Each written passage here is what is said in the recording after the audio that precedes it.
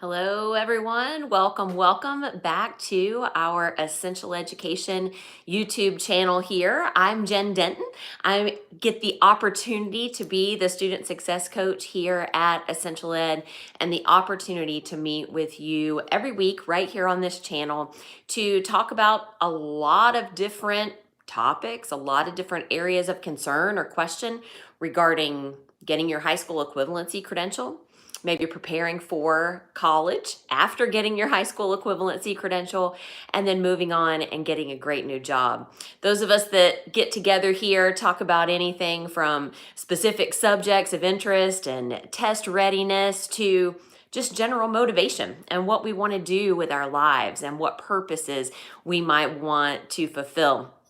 Today, we're coming to you in a very practical sense. I believe the title of today's session is FAQs, or Frequently Asked Questions About the GED. But even that, in and of itself, that title needs a little bit of clarification. What we do here at Essential Education is we meet with any student who has not yet completed their high school education. And as you can imagine, that includes people of lots of different age range, lots of different life circumstances and experiences, because if you are an adult or a late teen who has not yet finished your high school education, there's a reason why you've left that traditional environment. Many of us grew up in a K-12 traditional education system, but things happen. Life happens, good, bad, everything in between. And sometimes we get off of that traditional track. And we have to embrace the fact that that's not bad, it's just different. And so we need to arm ourselves with what now? What if I've gotten off that traditional high school education track and now I want to complete that? I want to have that first stamp in my education passport of sorts that says I've completed my high school education. One of the questions that we get that is quite frequent is, well, Jen, can you explain to me a little bit about, as I'm completing my education, what's the difference between a high school diploma and, as you said here in the beginning of our time together, a high school equivalency credential? There's a couple of big differences. A high school diploma is that traditional diploma, that transcript that goes along with the multiple classes, the multiple credits, usually around 24, that you would have earned in that 9th through 12th grade environment. And depending on how close you were to completing that diploma, depending on your age, depending on some availability in your current area, there may be some options for you to finish up and get that traditional diploma. But for a lot of people in a lot of circumstances and in a lot of different busy lives and schedules, that diploma is not the most feasible, definitely not the fastest route to getting that high school education. So in comes the high school equivalency credential. And this credential is often referred to as the GED. I got my GED. But honestly, if you've ever heard anyone say that, they're a little mistaken. They just don't understand the process. They didn't necessarily get a GED. They may have passed the GED exam, but what they received is that important high school equivalency credential. The GED is just the name of the test. The GED is the name of the test consisting of 4 different parts, focusing on 5 specific subject areas to show that this individual, upon passing this exam, has all the rights and privileges of someone who had completed high school in that traditional 9th through 12th grade arena, in that traditional sense. You can go on to use that credential at over 96% of all colleges and universities and employers in the same way that you would that traditional diploma. And the remaining percentage may still accept that credential. They just may have a few extra questions or a few extra kind of procedures or steps for you to go through. But a high school equivalency credential for most adult students is the fastest and most effective way, again, to get that stamp and that education passport to move on, either to move on to a great new job or either to move on to higher college level or career vocational training. And the truth is, the GED is not the only path to get there. Starting in 2022, there will be officially 2 national exams that you can take to get your high school equivalency credential. These are long-standing exams, and the pool of exams has been narrowed in this 2022 arena to really rest with both the GED and another exam called the high set. And both exams will give you that stamp of approval. Both exams, upon passing, will give you that high school equivalency credential. So then naturally, we have a couple of questions that come up after that, right? Well, Jen, you say there's 2 different exams. How do I know which exam to take? The first thing you should always check is your state. Each state has different rules and regulations throughout America to let you know which exam is administered or regulated in your particular area. In some states, you may have a choice between the GED and the high set. In other states, they will tell you, you must take the GED or you must take the high set. Again, it doesn't matter which one you take. The tests are a little bit different, and we'll talk about that a little bit here in our time together, but it doesn't matter which one you take. Either is valid, either upon passing will give you that very valuable credential. A little bit of a difference between the 2 exams. The content is pretty much the same. Both exams are going to focus on 5 subject areas: reading, writing, math, science, and social studies. But the way the exam makers break up those subjects does differ between the 2 tests. GED chooses to combine reading and writing into 1 subject test. So in theory, you have 4 tests to pass for the GED, and on the high set, they separate reading and writing, so you have 5 tests to pass for the high set. Each exam is scored a little bit differently, so you just get familiar with the scoring levels for each exam and know what to expect. And we can help you with all of that right here at Essential Education.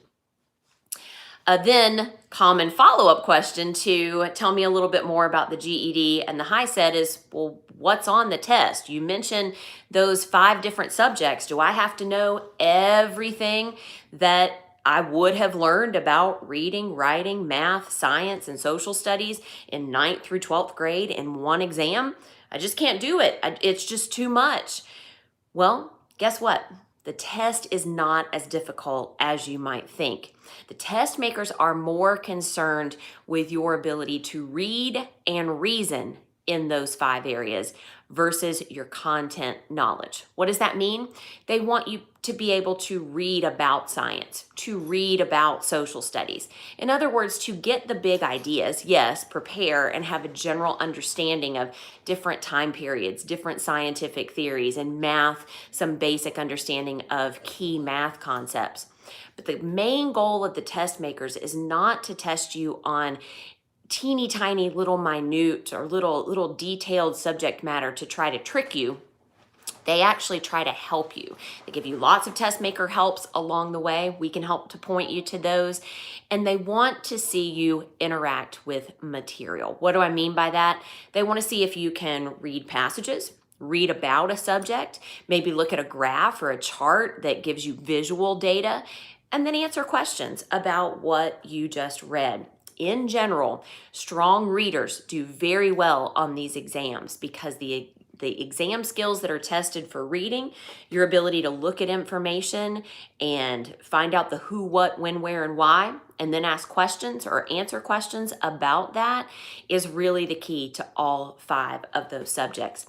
And here's the best news. Those test makers for GED and high set give you a lot of wiggle room. It's more what I like to call a cushion of confidence. What does that mean? It means that you can miss more than half of the questions on these exams and still pass.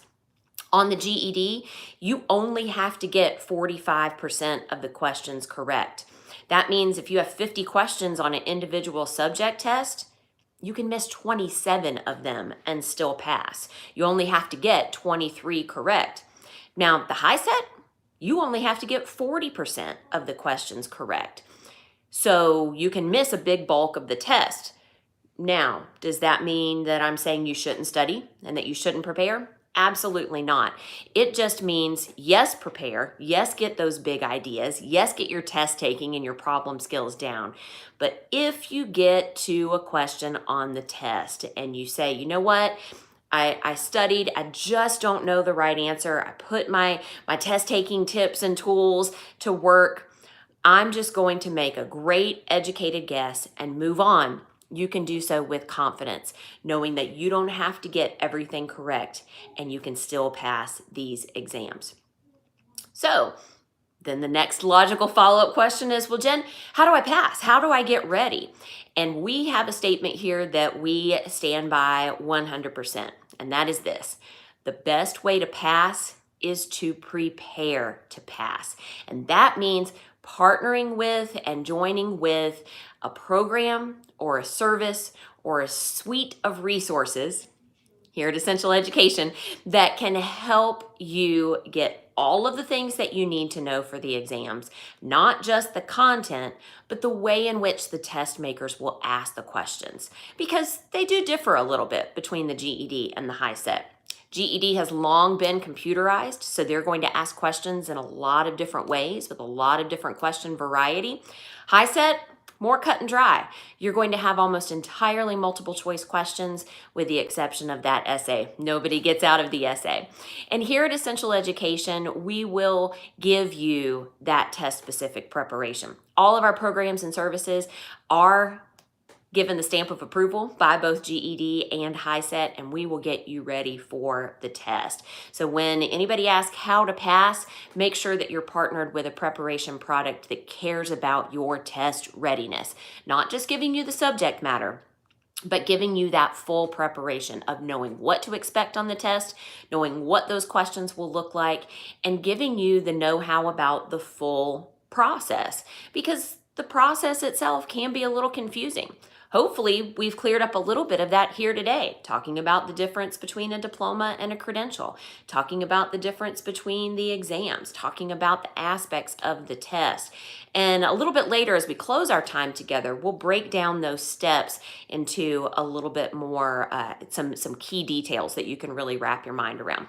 But before we get to that, let me share with you maybe some of the pushback that we get from students, maybe some of the what if questions that we get that are frequent and are here, our FAQs, our frequently asked questions. In talking to students, we'll explain these differences, we'll talk about the two different tests, and then at the end of the day, they still have some what if questions. Well, Jen, what if I'm older? What if it's been a long time since I've been in school? I'm 30 something, 40 something, 50 something. Yes, we have students that are partnered with us that are 60 something and 70 something. They say, you know what? I haven't been in the classroom in so long. It must just be too late for me.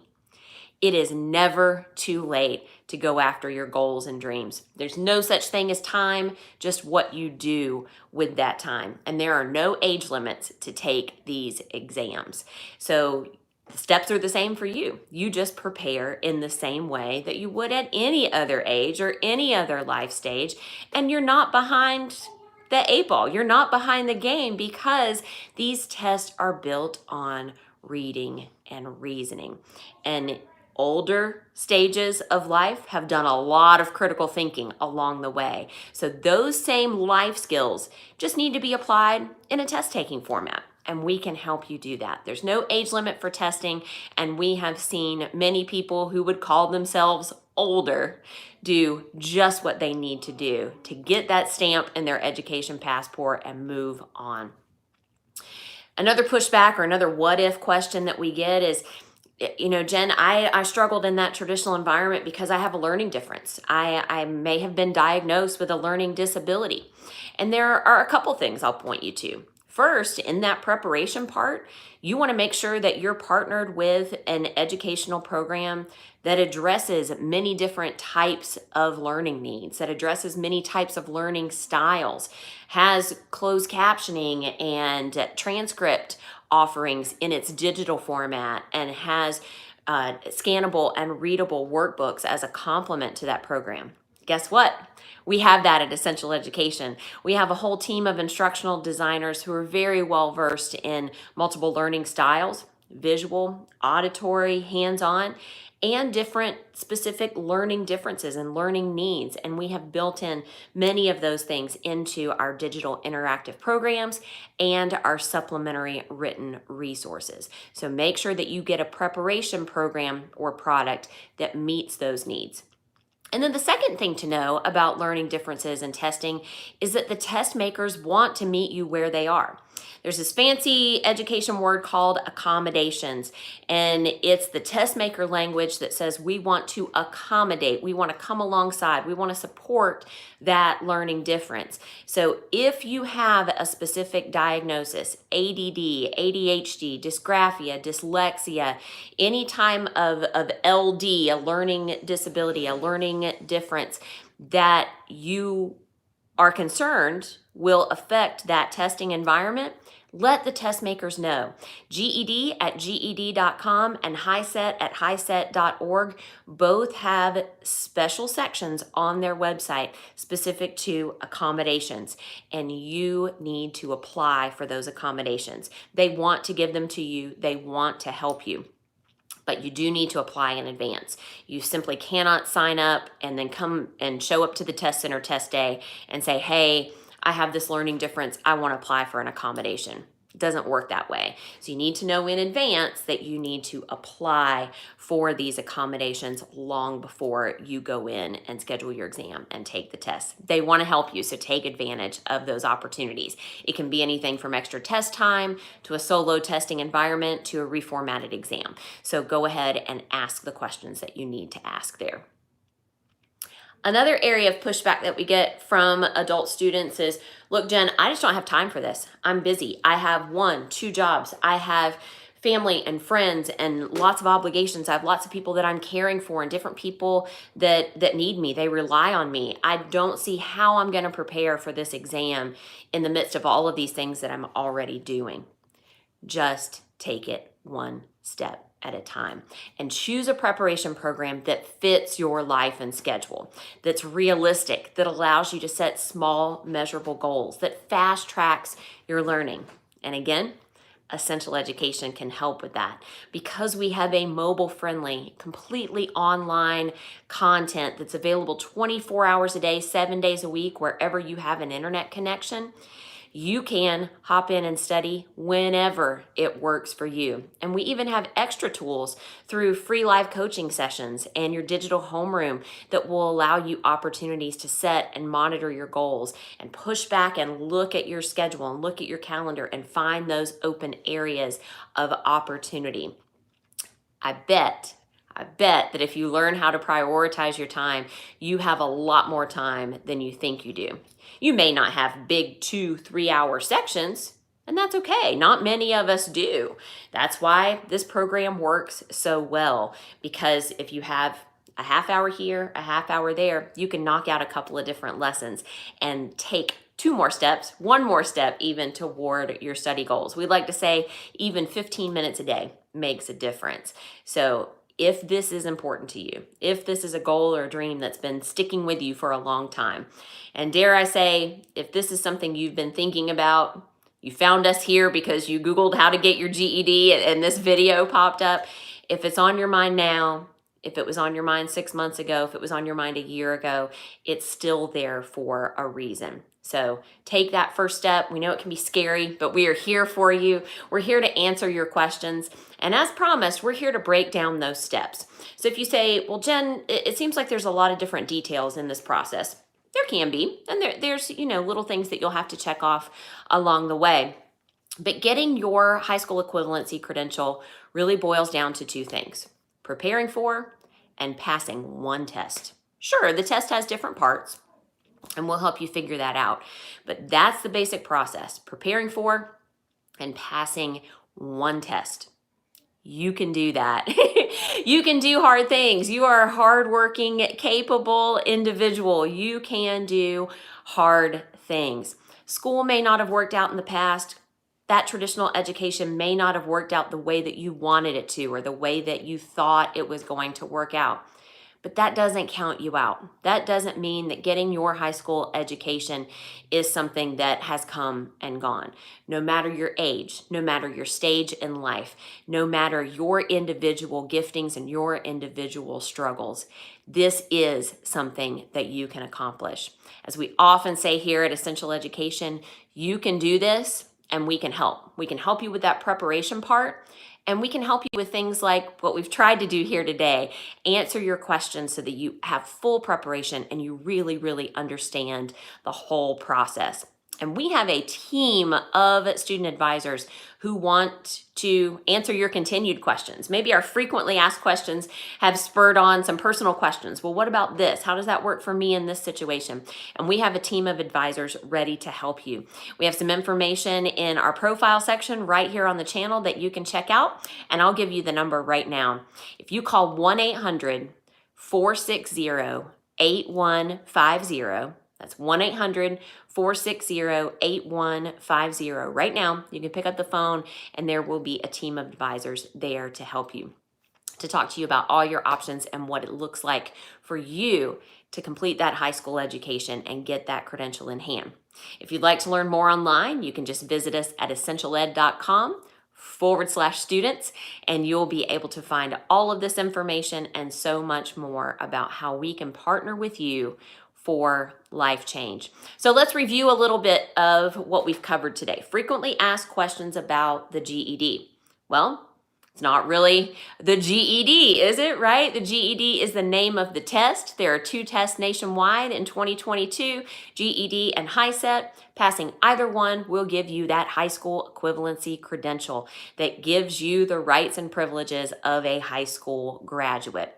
5 different subjects covered on the test: reading, writing, math, science, and social studies. The test is not as hard as you think. You can miss more than half of the questions on the test and still pass. Don't let boundaries hold you back. Just break down the steps, prepare for, pass the test, and move forward in study, work, and in life. We're here for you. Reach out. We'd love to talk to you.